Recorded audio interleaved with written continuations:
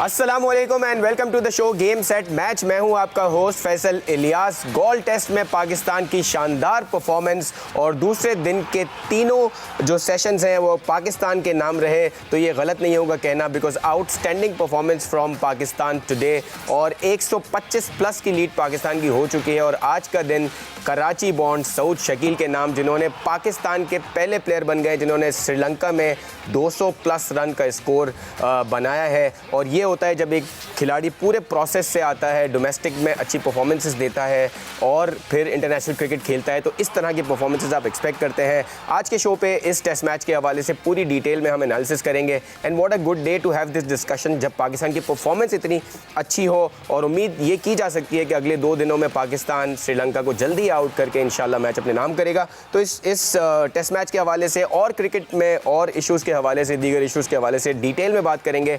हमारे शो पे आज हैं very senior sports journalist, very good friend of mine and बहुत अच्छे सहाफ़ी हैं आसिफ खान साहब। आसिफ खान साहब, शुक्रिया खान साहब शो पे होने के लिए। शो का हम आगाज़ हमारे व्हाट्सअप सेगमेंट से करते हैं, जहां हम न्यूज़ जो क्रिकेट और अदर स्पोर्ट्स की हैं वो अपने व्यूअर्स को दिखाते हैं। उसके बाद फॉर्मली डिस्कशन शुरू करेंगे हम आसिफ खान साहब के साथ।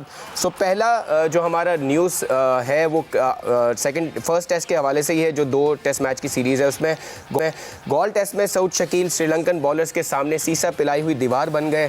सऊद शकील ने आगा सलमान के साथ मिलकर 6ठी विकेट में की शराकत में 177 रन्स की अहम पार्टनरशिप बनाई और टीम की पोजीशन, जैसा मैंने कहा, आज का पूरा दिन पाकिस्तान के नाम किया, मुस्तहकम की उन्होंने पोजीशन को पाकिस्तान की। आगा सलमान ने ऑल्दो 83 रन्स किए, 17 रन से वो शॉर्ट रहे अपनी सेंचुरी से, लेकिन दूसरे एंड पे सऊद शकील ने अपने 200 रन मुकम्मल किए। और पाकिस्तान की टीम 9 खिलाड़ियों के नुकसान पे अभी भी मैच जारी है और एक्सपर्ट्स ये कह रहे हैं कि पाकिस्तान को डिक्लेयर करके बॉलिंग की तरफ जाना चाहिए। But let's see what happens today, because अभी भी 17 ओवर्स का खेल मैच में आज के दिन में बाकी है और अगले 2 दिनों में बारिश भी है, हमें 10 विकेटें भी लेनी है। सो मैच जीतने के लिए देखते हैं क्या स्ट्रेटजी होती है बाबर की तरफ से, क्योंकि सऊद शकील की सेंचुरी तो ऑलरेडी हो गई है। अगली खबर है कि पाकिस्तान क्रिकेट बोर्ड ने कौमी टीम का आइंदा साल मई तक का अपडेटेड फ्यूचर टूर प्रोग्राम जारी कर दिया है। नए FTP में अगस्त में अफगानिस्तान के साथ 3 वनडे मैचेस की सीरीज़ भी शेड्यूल में शामिल हो गई है। आइंदा साल जून में होने वाले T20 वर्ल्ड कप की तैयारी के लिए कौमी टीम को 19 T20 खेलने हैं, which is good enough number of T20 matches. Pakistan cricket team अगले साल न्यूजीलैंड से 10 इजाफी T20 भी खेलेगी, which is a good news for Pakistani players, specially T20 players, कि आप T20 के बड़े टूर्नामेंट से पहले अच्छे मैचेस आपको मिल रहे हैं। श्रीलंका में जारी इमर्जिंग एशिया कप में कल होने जा रहा है बड़ा मुकाबला। पाकिस्तान का मुकाबला रिवायती हरीफ भारत से होना है। दोनों टीमें अभी तक नाकाबिले शिकस्त हैं अपने इस लीग में। पाकिस्तान ए ने पिछले मैच में अरब इमारात को 184 रन से शिकस्त दी थी। डे नाइट मैच पाकिस्तानी वक्त के मुताबिक दोपहर 1:30 बजे शुरू होगा। सो हमारे इंटरनेशनल प्लेयर्स ना सही, लेकिन हमारे ए टीम के प्लेयर्स आमने सामने हो रहे हैं इंडिया में, और एशिया कप में पाकिस्तान इंडिया ने भी होपफुली 2 मैचेस खेलने हैं। So good times for the viewers to enjoy Pakistan India games. अगली alright, so Pakistani team all out हो चुकी है, ये खबर है हमारे व्यूअर्स के लिए, और अच्छी लीड है पाकिस्तान की, उम्मीद करते हैं। और हमारे एक्सपर्ट का जो फेशियल एक्सप्रेशन है उससे ये लग रहा है कि पाकिस्तान को 9 विकेटों पे डिक्लेयर करना चाहिए था। आसिफ भाई, ऐसा होना चाहिए था, डिक्लेयर कर देना चाहिए था। वैसे साइकोलॉजिकली बड़ा जाते हैं कि डिक्लेयर किया, अब आप ऑल आउट से जाएंगे तो वो डिफरेंट माइंडसेट होगा। हासिल वो चीज़ हो गई है कि ओवर्स काफ़ी हैं, 16-17 ओवर अभी बाकी हैं, 2 ओवर्स कटेंगे चेंज ओवर के, तो 15 ओवर्स अभी बाकी हैं। लेकिन चलिए अच्छा है, चलिए ये भी अच्छा, सही। अच्छा। और अच्छी बात ये है आसिफ भाई कि पाकिस्तानी बॉलर्स को अगर आज बॉलिंग कर रहे हैं तो अच्छा हो जाएगा कि एक ब्रीदर मिलेगा, फिर सुबह दोबारा फ्रेश आएंगे, बिकॉज आपका सिर्फ 2 पेसर्स हैं। गेंद भी नया होगा, एब्सोल्युटली। सो हम 2 और ख़बरें हैं वो सुना के फिर हम आपकी तरफ आते हैं। जिम्बाब्वे की T10 लीग में जिम एफ्रो पाकिस्तानी खिलाड़ियों की शिरकत खटाई में पड़ गई है। Chairman management committee Zaka Ashraf ने प्लेयर्स को NOC देने से इनकार कर दिया है। लीग में आसिफ अली, मोहम्मद आमिर और मोहम्मद हफीज़ समेत 8 खिलाड़ियों ने शिरकत करना थी, और जो डरबन में कलंदर्स का हिस्सा हैं। रिटायर्ड खिलाड़ी जल्द इस मामले पर ज़का अशरफ से मुलाकात करेंगे। PCB के ज़राए के मुताबिक इस साल T10 लीग के लिए किसी को NOC नहीं देंगे। Alright, so this is it from the WhatsApp segment. Asif भाई, पाकिस्तान की परफॉर्मेंस हम कल तक काफ़ी थोड़ा सा डिसअपॉइंटेड थे कि पाकिस्तान ने फर्स्ट डे का जो एडवांटेज था उसको कैश इन नहीं किया। पहले उसी पे बात कर लेते हैं। फर्स्ट डे पाकिस्तान ने 4 विकेटें जल्दी ली, उसके बाद हमें 2 प्रॉब्लम्स लगे। एक ये कि आपके पास पेसर्स पूरे नहीं थे पिच के हिसाब से, you needed to have 1 more pacer to support Shaheen Afridi, और आपका विकेटें आप ज़्यादा ले सकते हो उस वक्त। और दूसरा ये कि जब आप स्पिनर्स लाए तो नौमान अली कोई विकेट ना ले सके, वो इतना लैकलस्टर दिखे और अटैकिंग नहीं दिखा बाबर का एटीट्यूड। सो ये मतलब आप ये कह रहे हैं कि श्रीलंका ने कुछ भी नहीं किया? श्रीलंका प्लेड वेल, आप उसकी तारीफ करें, डिसिल्वा की तारीफ करें आप, सेंचुरी उसने बनाई। उसके अलावा मैथ्यूज ने भी बड़ा अच्छा खेला। हुआ ये कि दोनों टीम जो है ना बिल्कुल बराबर हैं। एक तो आप इस चीज़ से निकल जाएं कि इंग्लैंड ऑस्ट्रेलिया जिस तरह से एशेज़ खेली उन्होंने, या जिस तरह से मैचेस हमने देखे, वो माइंडसेट से निकल आए। ये जो टीम्स हैं, मैं हमेशा ये बात करता हूँ कि टेस्ट मैच क्रिकेट 2 टीयर्स में खेली जा रही है।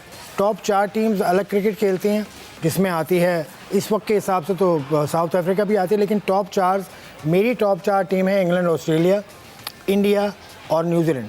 ये जिस तरह क्रिकेट खेलती हैं वो भूल जाएं आप। अब जो नीचे की टीम्स हैं वो सब बराबर हैं। टॉप 4 में पाकिस्तान को नहीं टॉप 4 में नहीं है पाकिस्तान, वैसे तो नहीं है, पाकिस्तान इज एट नंबर 6। हाँ, लेकिन टेस्ट मैच में पाकिस्तान का होता है कि रैंकिंग में तो हमेशा नीचे होते हैं, लेकिन रैंकिंग देखिए, रैंकिंग एक तो रैंकिंग को थोड़ा सा अलग कर दें, रैंकिंग से कुछ भी आप मतलब निकालें, लेकिन स्टाइल ऑफ प्ले पाकिस्तान का डिफरेंट है, इंग्लैंड का डिफरेंट है, ऑस्ट्रेलिया का डिफरेंट है, न्यूजीलैंड इंडिया का डिफरेंट है। तो ये 4 की टॉप टीम्स और बाकी रेस्ट ऑफ द वर्ल्ड। और श्रीलंका और पाकिस्तान की रैंकिंग बिल्कुल बराबर ही है, 1 रैंक नीचे है पाकिस्तान से। एक ही जैसी बैटिंग लाइनअप है, एक ही जैसी बॉलिंग लाइनअप। अच्छा पॉइंट है कि आप ये कह रहे हैं कि भाई वो भी बराबर की टीम है, तो वो बराबर की टीम है और बिल्कुल आइडेंटिकल, ऑलमोस्ट आइडेंटिकल खेले हैं। पहली अगर आप आज का दिन अगर आप निकाल दें तो जो जिस तरह श्रीलंका की पहले विकेटें गिर गई थी, फिर आपने रन बनवा दिए, ठीक है, अच्छी बात है, वो बहुत अच्छा खेले।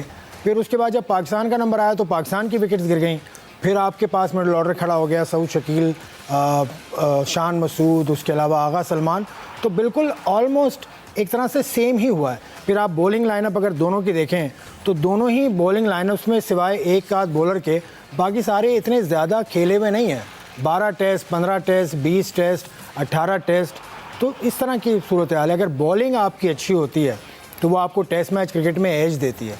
जिस तरह अभी आपने बात की ना, 10 विकेटें लेनी होंगी, 20 विकेट्स हासिल करने वाली अगर सकत है आपके अंदर, तो फिर आप टेस्ट टीम बनते हैं। एब्सोल्युटली, बिल्कुल सही बात है। लेकिन आपको लगता है कि आई गेट योर पॉइंट कि यार आप अपने आप को ऑस्ट्रेलिया ना समझे, इंग्लैंड ना समझे, सामने वाली टीम भी खेलने आई है और आपके बराबर के पाई की टीम है, लेकिन आपको लगता है कि कुछ चीज़ें थोड़ी सी अगर डिफरेंट होती, सो फॉर एग्जांपल अगर आपके पास एक पेसर और होता, या आपका एज अ कैप्टन आप ज़्यादा अग्रेसिव होते जब अबरार बॉल कर रहे थे या नोमान बॉल कर रहे थे। इन फील्डिंग आपने देखा सलीम मिडॉफ आपके पास नहीं था, आपके पास लॉन्ग ऑन थी, लॉन्ग ऑफ थी। सो आपको लगता है ये टैक्टिक्स डिफरेंट होती तो कुछ अलग होता? ये टैक्टिक्स जो हैं ये कप्तान की जिम्मेदारी है कि उसको क्या उस वक्त उसके जहन में चल रहा होगा, वो सोच रखते हुए उसने फील्ड सेट की होगी। मैं उसको चैलेंज नहीं करना, मुझे ना करना है चैलेंज, ना मेरी इतनी हैसियत है कि मैं उसको चैलेंज करूं, क्योंकि captaincy in the field is a different ball game. अगर यहाँ से बैठ के देखना, क्रिकेट को देखना आसान है, हाँ, तो बहुत आसान लगता है। बिल्कुल ऐसे। कप्तान के जहन में तो बहुत कुछ चल रहा होता है और उसको टीम मैनेजमेंट ने भी कुछ प्लान दिया होता है, वो उस पर चलते हैं।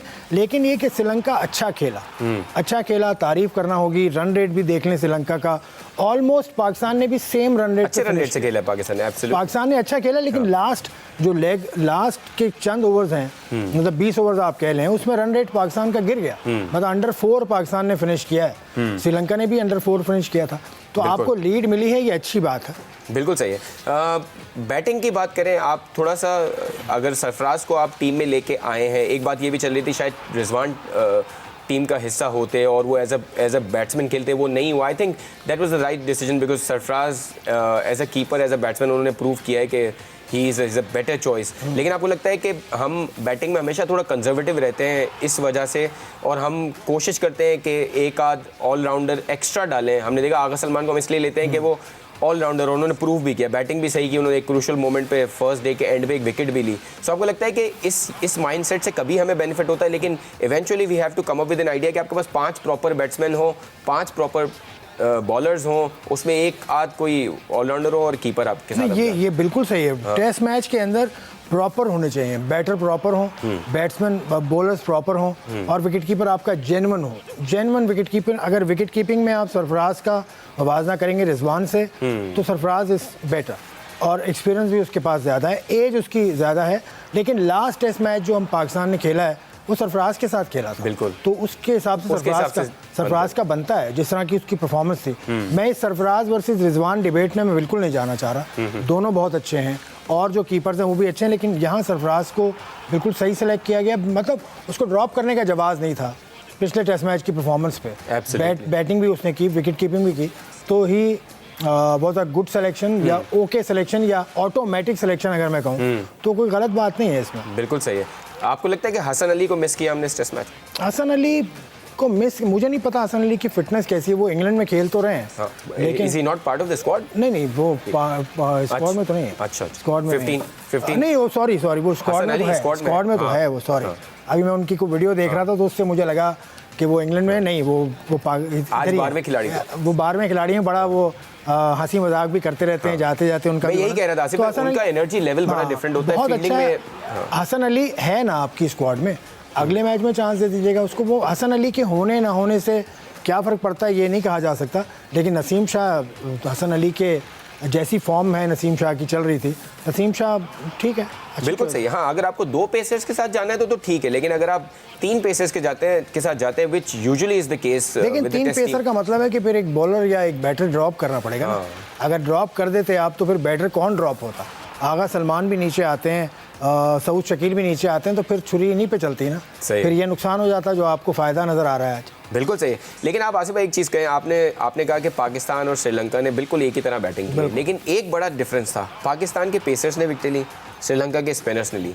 तो एक बात तो आप मानेंगे कि पाकिस्तान के स्पिनर्स की कीपिंग अबरार असाइड उन्होंने तो किसी हद तक अच्छी बॉलिंग की, लेकिन ज़्यादा एक्सपेक्टेशन थी उनसे भी, और नुमान अली काफ़ी, नुमान अली को देखें, अगर नुमान अली की परफॉर्मेंस आप देखें ओवर द ईयर्स वो फर्स्ट क्लास के भी टॉप परफॉर्मर रहे हैं।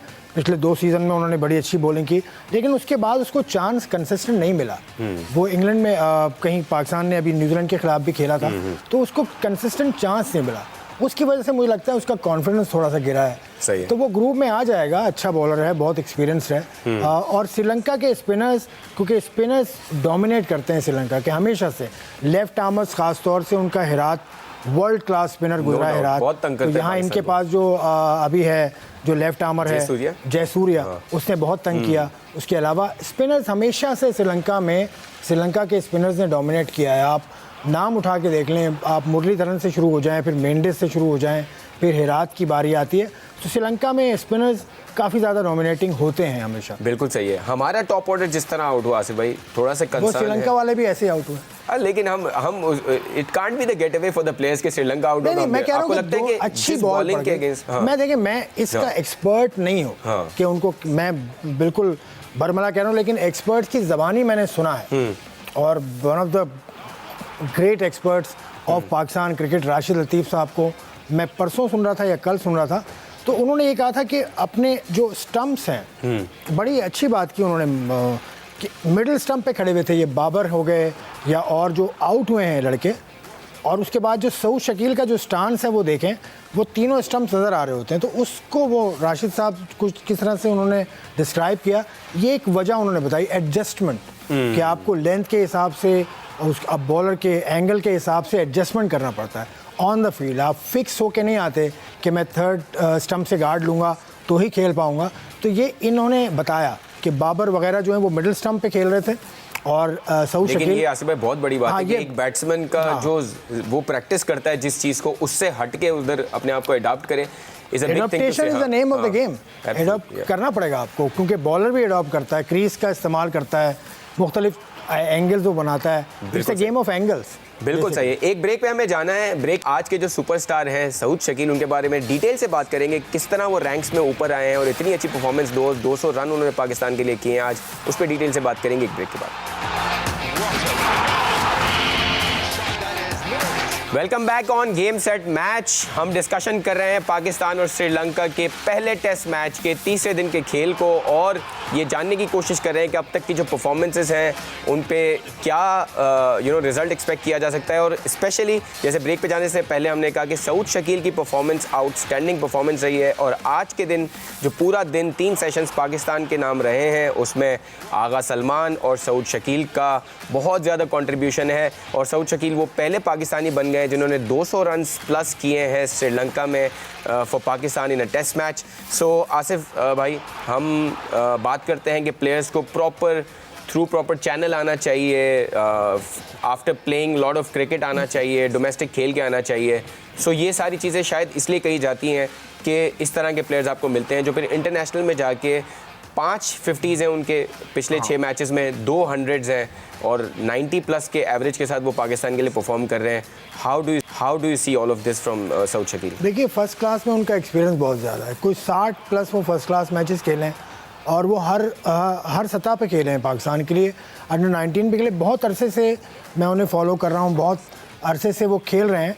तो ये टेस्ट मैच के अंदर होता क्या है, बैट्समैन को करना क्या होता है? बैट्समैन को अपनी विकेट तो बचानी होती है, लेकिन runs banana is an art जो आपको लंबी क्रिकेट खेल के आता है। जब आप विकेट पे ठहरते हैं तब आपको रन बनाने भी आते हैं। इसकी मिसाल सिर्फ सऊद शकील नहीं है, इससे पहले फवाद आलम को आपने देखा, इससे पहले बॉलिंग में देख लें नुमान अली को आपने देखा, जाहिद महमूद को आपने देखा, या और जो बॉलर मीर हमज़ा भी खेले नहीं टेस्ट मैच, एक ही खेले हैं, लेकिन मीर हमज़ा भी एक आर्टिस्ट है, मतलब उसको आउट करना आता है। इस तरह के बॉलर्स को आउट करना या विकेट के ऊपर ठहरना आएगा तब जब आप उन्हें मौका देंगे। मौका दिया, उनको सेलेक्ट किया, बिल्कुल बहुत अच्छा किया। आगा सलमान भी एक इस तरह के प्रोडक्ट है। और जो हमारे ओपनर हैं, उनका नाम क्या है? नहीं, ओपनर जो है दूसरे, हाँ, ये अब्दुल्ला शफीक, ये सारे के सारे ये सारे came through the ranks, properly grind होकर आए हैं फर्स्ट क्लास से। तो ये क्रेडिट आप देना चाहें तो अच्छा मौका था। मैं 2-3 ऐसे ले लेता नाम जो थ्रू द रैंक्स नहीं आए, तो वो भी जो नहीं आए वो एक्सपोज हुआ ना। Test match cricket is the prime format और इसमें खेलने वाले को आप ऐसा होना चाहिए जो ग्राइंड होकर आए। आप मिसालें देख लेना, दुनिया में बहुत कम मिसालें ऐसी हैं कि टेस्ट मैच आपने खेला बगैर फर्स्ट क्लास खेले। वसीम अकरम इज अ टॉप एग्जांपल, लेकिन वसीम अकरम हर कोई नहीं बनता। वसीम अकरम फिर अलग कहानी है। लेकिन टेस्ट मैच के अंदर बॉलर आएगा तो वो भी अगर प्रॉपरली ट्रेंड हो, ग्राइंड हो, तो उसकी परफॉर्मेंस आपको नज़र आएगी। बैटर आएगा तो उसकी परफॉर्मेंस नज़र आएगी। ओवर द ईयर्स हमने ये देखा है, या ज़्यादातर ये होता है। बिल्कुल सही है, बिल्कुल सही है। लेकिन आपको लगता है कि अब इन प्लेयर्स को, बिकॉज हमने माजी में देखा है कि बहुत सारे प्लेयर्स अच्छा परफॉर्म करते हैं, 5 8 10 मैचेस बहुत अच्छे भी जाते हैं, लेकिन 2-3 मैचेस अगर बुरे जाएं तो उसके बाद उन पे सवालिया निशान बनना शुरू। बहुत सारी मिसालें, आप अभी यूएस से आए हैं तो बहुत सारी आपने वहाँ बहुत सारे ऐसे प्लेयर्स देखे होंगे जिनके स्टार्ट बहुत अच्छे, सारे वही हैं, जिनका स्टार्ट अच्छा था और ख़राब हो गया, सारे वही हैं। सो अब ये पाकिस्तान की रिस्पॉन्सिबिलिटी है कि सऊद शकील टाइप के प्लेयर, आगा सलमान टाइप के प्लेयर्स, जब इन पे कोई हार्ड टाइम आता है तो उनके साथ खड़े रहना। बिकॉज आज तो हम सब तारीफ़ें कर रहे हैं, लेकिन there will come a time when the performance will be a little downwards. उस वक्त हम कितना सपोर्ट सिस्टम क्रिएट करते हैं अपने प्लेयर्स के लिए, दैट इज समथिंग। ये बहुत अच्छा पॉइंट है। और भी बहुत सारे लड़के ऐसे हैं, जिस तरह आप खुर्रम मंजूर की मिसाल ले लें, टेस्ट मैच में उसने अच्छा किया था। उसके अलावा फवाद आलम, अभी रिसेंटली फवाद आलम भी बाहर हो गए। उसके अलावा अहमद शहजाद एक ऐसा प्लेयर है जो बड़ा नाम था। उमर अकमल है, और भी लड़के हैं। इनके लिए आप क्रिएट करें। ए टीम क्यों नहीं बनाते आप?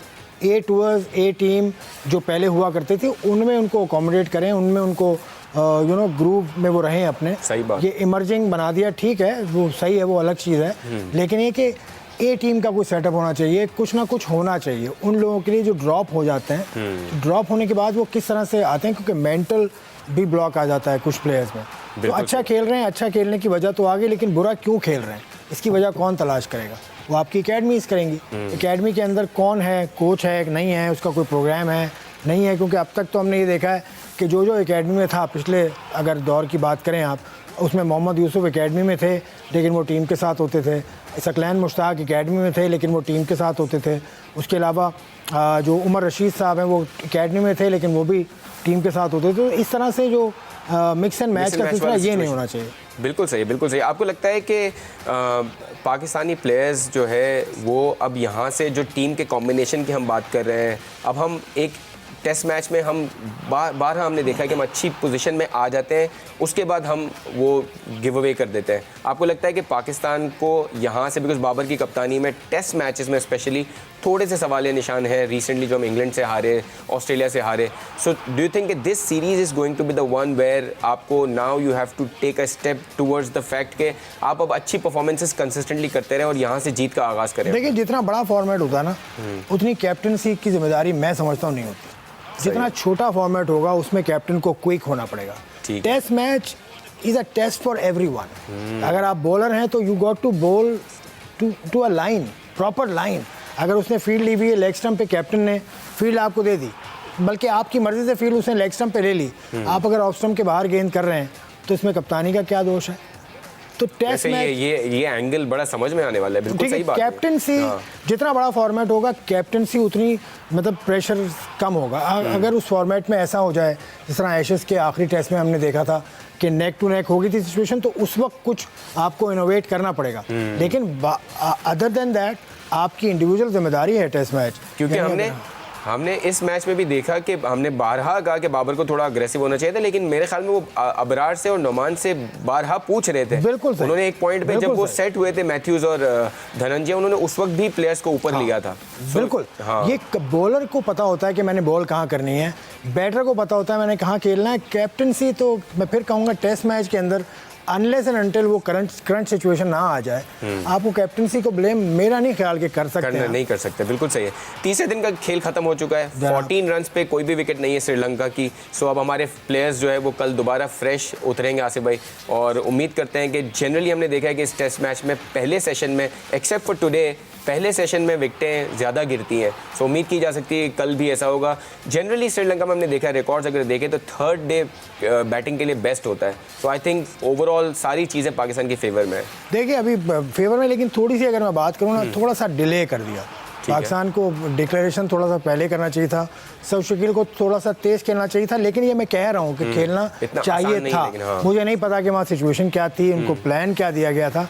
मुझे इससे कतई नज़र अगर थोड़े से ओवर्स पाकिस्तान के हाथ में होते ना तो ज़रा ज़्यादा अच्छा होता। आज अगर एक विकेट मिल जाती तो उससे पोजीशन कुछ और होती। आपने शुरू में एक बात की थी कि माइंडसेट जो है ना बड़ा डिफरेंट है, जो टॉप की 4 टीमें हैं या स्पेशली जिस तरह ऑस्ट्रेलिया इंग्लैंड खेलते हैं। आपको लगता है कि ये भी माइंडसेट का फ़र्क है कि अभी भी हम उसी माइंडसेट में कि 200 हो रहे हैं प्लेयर के, तो मैच बाद में देख लेंगे, 200 होने दो। ये होता है, ये माइंडसेट। खैर 200 होना श्रीलंका में, जैसे आपने कहा कि पहला डबल सेंचुरी है किसी पाकिस्तानी की, तो ये और यंगस्टर है तो उसके लिए जायज़ है, बिल्कुल जायज़। सऊद शकील के हवाले से एक और सवाल है कि डिपार्टमेंट क्रिकेट हमने जिस तरह उसको पसे पर्दा कर दिया है, आपको लगता है कि ये एक और एग्जांपल है कि ये पीटीवी से सऊद शकील खेले हुए हैं और उन क्रेडिट डिपार्टमेंट्स को भी जाता है, और इस तरह के प्लेयर्स अगर डिपार्टमेंट्स निकाल देते तो फिर क्या मिस करते? पाकिस्तान टेलीविज़न की इन्होंने कप्तानी भी की है, और उस ज़माने में मुझे याद पड़ता है मोहम्मद वसीम उसके कोच थे, डॉक्टर नुमान नियाज़ डायरेक्टर थे स्पोर्ट्स के।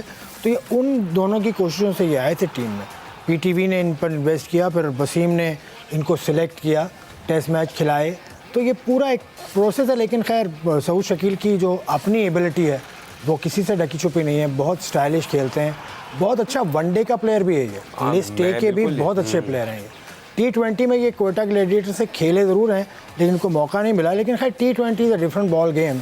वनडे क्रिकेट और टेस्ट मैच क्रिकेट के तो ये बहुत अच्छे बैट्समैन हैं। और हमने देखा जिस तरह लबुशे जो है वो टेस्ट मैचेस में अच्छा करके ओडीआई का हिस्सा बने। आई होप कि पाकिस्तानी भी इनको मिडिल ऑर्डर में देख रहे हों कि ओडीआई साइड में आपको सपोर्ट कर सके सऊद शकील। अभी ओडीआई पाकिस्तान के ओडीआई अफगानिस्तान से हैं, आपने बताया था जी। तो उसमें खैर ओडीआई में क्या कॉम्बिनेशन बनता है वो तो अलग है, क्योंकि इमामुल हक भी आ जाते हैं टॉप ऑर्डर पे, फिर उसके बाद नीचे से कुछ लड़के नए आ जाते हैं। तो ओडीआई का स्ट्रक्चर कुछ और है, मतलब टीम का स्ट्रक्चर कुछ और है। लेकिन अभी तो इसने टेस्ट मैच में दिखा दिया कि he has the capacity. Sir इनका 6th टेस्ट मैच है, 5 50s हैं, सेकेंड 100 थी आज इनकी। सो ये अभी तक तो आउटस्टैंडिंग है, लेकिन क्या वो चीज़ें आपके हिसाब से कि वो इनको करते रहें तो होपफुली ये इसी तरह का नहीं, एक तो फिटनेस को बरकरार रखना होगा, क्योंकि लेफ्ट हैंडर ये पहला नहीं है जिसने इतनी अच्छी परफॉर्मेंस दी है मिडिल ऑर्डर में। आपको हारिस सोहेल भी याद है, हारिस सोहेल क्या खूबसूरत वो खेलते थे। फिर फवाद आलम तो खैर अब अपने लेटेस्ट स्टेज में आ गए। फवाद आलम ने भी एक बड़े अरसे मिडिल ऑर्डर किया और फर्स्ट क्लास में बड़े रन उन्होंने किए। तो इनको फिटनेस अपनी रखनी होगी और फोकस रखना होगा। फोकस असल में हट जाता है प्लेयर्स का और फिर वो दूसरी चीज़ों में चले जाते हैं, उससे बचना होगा। बाकी इज़ डूइंग फाइन। बड़ा आपने अच्छा पॉइंट बोला, फिटनेस और फोकस दोनों ही बहुत क्रिटिकल चीज़ें हैं। विकेट कीपर की हमारे बात करते हैं, सरफराज अहमद की, first wicket keeper to score 3000 runs for Pakistan. कैसे देखते हैं उनका अब तक का career and what do you see in the future? हमने देखा कि इस बार बड़े चिड़पी थे, बहुत बातें कर रहे थे, जो अच्छा लग रहा था। नहीं, मेरी सरफराज से बड़ी अच्छी मुलाकातें हुई हैं अभी पिछले महीने, हमने काफ़ी वक्त साथ गुजारा है। तो इसको देखकर मैंने इससे कहा भी था कि आप तीनों फॉर्मेट खेलना चाहते हैं। इसने कहा मैं क्रिकेटर हूँ और मैं फिट हूँ, जब तक मुझे जहाँ मौका मिलेगा मैं खेलूँगा। तो सरफराज फिट भी लगे। तो सरफराज है नेचुरल विकेट कीपर, नेचुरल है ये विकेट कीपर। राशिद लतीफ़ जिस तरह से नेचुरल विकेट कीपर थे, ये उसी तरह का विकेट कीपर है और बहुत अच्छा विकेट कीपर है। कैप्टनसी में आकर इसकी विकेट कीपिंग ज़्यादा बेहतर हो जाती है, ये देखा गया ओवर द इयर्स। और कप्तान ये हमेशा से रहे, तो जब ये टीम में आते हैं तो कहा यह जाता है कि शायद कप्तान के लिए ख़तरा है, लेकिन बाबर आजम से इनके ताल्लुकात बहुत ज़्यादा अच्छे हैं, बहुत अच्छे ताल्लुकात। तो मैंने देखा है कराची में जिस तरह से दोनों मिलते हैं, तो सरफराज का एक्सपीरियंस, सरफराज का जो तजुर्बा है ओवर द इयर्स, वो बहुत कारआमद है टीम के। और अच्छी बात ये कि बाबर का अपना भी जो है, he so polite, so good with everybody, तो वो उनका एक अच्छा ही वो लगता है। रिजवान ने भी हमने देखा कि सरफराज की फेवर में काफ़ी ट्वीट किए हैं। आपको लगता है कि लेकिन सरफराज ने बैटिंग में थोड़ा सा मिस कर दिया है, गोल्डन अपॉर्चुनिटी थी? वो हो जाता है, वो उनका पैड शॉट है जिस पर वो आउट हुए। स्वीप ही खेल रहे थे वो, जब आउट हुए स्वीप पे उन्होंने रन भी बहुत किए, वहीं पे रन, उसी पे रन। तो वो स्वीप शॉट, मतलब ये हो जाता है। अच्छी बॉलिंग की, श्रीलंका ने लेंथ तरह से खींच ली, उसने अच्छी बॉलिंग की। बिल्कुल सही। और थोड़ा सा हमें पता भी होता है, बॉलर्स को भी पता होगा कि सरफराज ज़्यादा स्वीप की तरफ जाते हैं, तो वहाँ पे भी वो हो गया। इमर्जिंग क्रिकेट की बात करते हैं। इमर्जिंग कप, जो इमर्जिंग एशिया कप चल रहा है श्रीलंका में, वो भी श्रीलंका में चल रहा है। वहाँ पे कल पाकिस्तान और इंडिया का मुकाबला होना है। सो पाकिस्तान के हवाले से होपफुली मुकाबला तो अच्छा होगा, लेकिन इमर्जिंग टीम है हमारी और उसमें हमारे 8 ऐसे प्लेयर्स हैं, शाहनवाज दानी, वसीम जूनियर, साइम अयूब, जिन्होंने इंटरनेशनल डेब्यू अपना कर लिया है, चाहे वो T20 हो या ODI हो। सो बेसिकली हमारे लड़के बड़े लड़के हैं, इमर्ज करते हैं, इमर्ज प्लेयर। दूसरी टीम्स जो भी कर रही हैं, श्रीलंका जो भी कर रही हो, इंडिया जो भी कर रही हो, लेकिन इमर्जिंग का मतलब है इमर्ज होने वाले लड़के जो on the verge of team हो, बिकमिंग इंटरनेशनल। ये तो सब खेल चुके हैं। तो मेरा ज़ाती ख्याल ये है कि इनके साथ जाना वो ठीक नहीं था। अगर कुछ इमर्जिंग लड़के बहुत हैं आपके पास, फर्स्ट क्लास में परफॉर्मेंस बहुत सारे लड़कों की है, बल्कि इनमें से तो किसी की फर्स्ट क्लास परफॉर्मेंस भी नहीं है। लेकिन आपको नहीं लगता आसिफ भाई, क्योंकि आपके अभी Asia cup round the corner है, आपने वर्ल्ड कप भी 50 ओवर फॉर्मेट में खेलना है, तो इन प्लेयर्स में जैसे हम कह रहे थे कि साइम अयूब के पास पिछले मैच में UAE के अगेंस्ट में अच्छी अपॉर्चुनिटी थी कि आप 100 करते 50 की जगह, तो वहाँ आपको ये 50 ओवर में इनका डेप्थ पता चल जाएगा इन प्लेयर्स का। सिमिलरली शाहनवाज धानी जो बेंच पे ही रहे, वो अनफिट भी थे, अनफिटनेस के बाद वो आए, तो यहाँ अगर अच्छी बॉलिंग करते हैं तो शायद आप उनको देख सकते हैं। एकेडमीज किस लिए होती हैं फिर? एकेडमीज में क्यों नहीं, एकेडमीज किस लिए होती हैं? बिल्कुल सही। आप उनको बुलाएं, उनकी फिटनेस दूर कराएं।